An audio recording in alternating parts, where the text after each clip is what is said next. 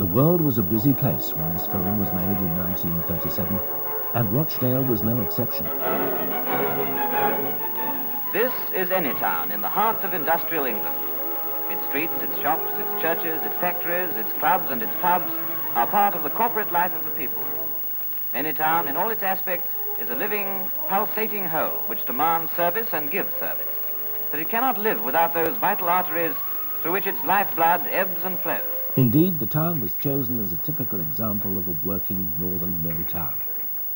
In this film, Rochdale is any town. However, the reality is somewhat different. Rochdale, as we shall show, was never just any town.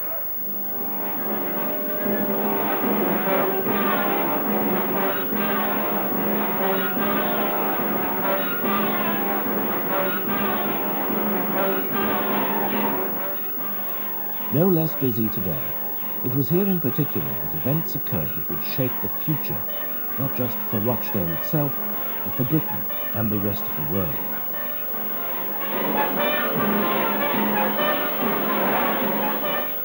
The smoke of 100 chimneys is a sign that in any town's factories, machines and those who tend them are working. These machines could not move without the coal that transport brings. As such, it's still considered even today by many people as the most important place in the world. That's because the changes that began in this region in the 1700s were to spread worldwide. And it was here in Rochdale that the people responded to the pressures of a completely new urban environment.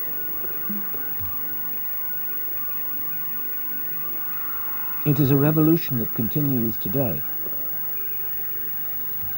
At the year 2000, half of the world's population is now living in cities.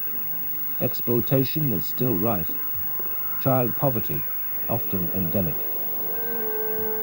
Rochdale people in the 19th century devised one way of adapting to the challenge of the new era, and their part in creating the cooperative movement is recognized throughout the world.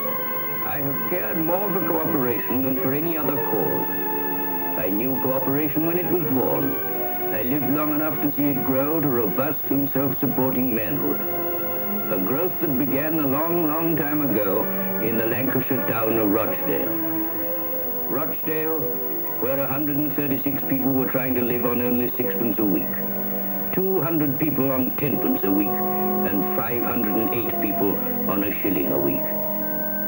5 out of every 6 had scarcely any blankets, although Rochdale was then and still is a woolen weaving district. But in those days, many weavers were out of work, and others worked but few days a week. Strikes were many, wages were low, and food prices unnecessarily high. But the real story of Rochdale begins thousands of years earlier, on the moors high above where the town now stands. An Iron Age fort was excavated in the 1950s on the slopes of Knoll Moor. Ancient Celtic heads have been found in Littleborough, and Roman finds proliferate in certain areas of the town. This illustration shows the fording of the River Roche in the mid-18th century. Rochdale is an old town, and it ranks a mention in the Domesday Survey of 1086. It has a market charter that was granted as early as 1251, and its church, St. Chad's, may date back to the 7th century. In the rural economy of the time, people struggled to make a living in the cold and damp of the surrounding wild Pennine hills. It was not good farmland, and when farmers began to keep sheep, specialized markets developed to sell the wool, which was spun into yarn and woven into cloth. Merchants prospered from the sale of the finished cloth, and by the 1500s it was being exported through the known world. Certain families began to enjoy a high level of prosperity and built huge homes for themselves. Hidden amongst dense undergrowth today is Clegg Hall, one such monument of this era. Reputedly haunted by a supernatural guest, which came to be known as the Clegg Hall Boggart. The house became celebrated in earlier centuries for its so-called freaks and visitations. In this 1950s film, young Malcolm plucked up courage to look for the ancient ghost. It all started the day I went for a walk on my own, during the school holidays. It was a queer sort of day. It didn't know whether to rain or sunshine.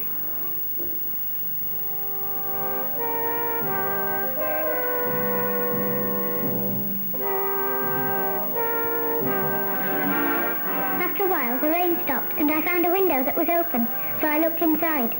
It was all dark inside and falling down. I didn't like it much. And then, over on the far side, I could see another window and something white moving behind it.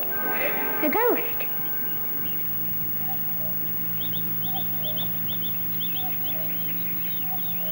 It was a Rochdale shirt. What a swizz. Anyway, I wasn't a bit frightened, really. Today the hall has been the subject of many interesting restoration proposals, but it is still in danger of imminent collapse. It's certainly safer today for the hall and for everybody to keep out. Whilst a few merchants did prosper at that time, the majority of people worked in farms and cottages, supplementing their income from the fields by making up cloth, a domestic life that remained unchanged for centuries. So Rochdale, under the shadow of its ancient church, prospered as a market town, and life remained largely unchanged. Also unchanged throughout the centuries was the weather. It rained. The rain fed the streams which powered early corn grinding mills in rural areas. In Rochdale, a prime example is Healy Dell, now a nature reserve. Since early Anglo-Saxon times, there's been a mill in the Spodden Valley. It's been on the site of a bend in the river, which was called a thrutch. The mill was called Fowd Mill in Bottom at Thrutch. Well, following the use of the thrutch for the corn mill, it was then used as a fulling mill. From the 1750s onwards, new inventions speeded up textile production and led to the growth of factories. Well, cotton and wool then needed a mode of transport to get it from the valley out to Manchester and other places, and the viaduct was built in 1870 and opened in 1870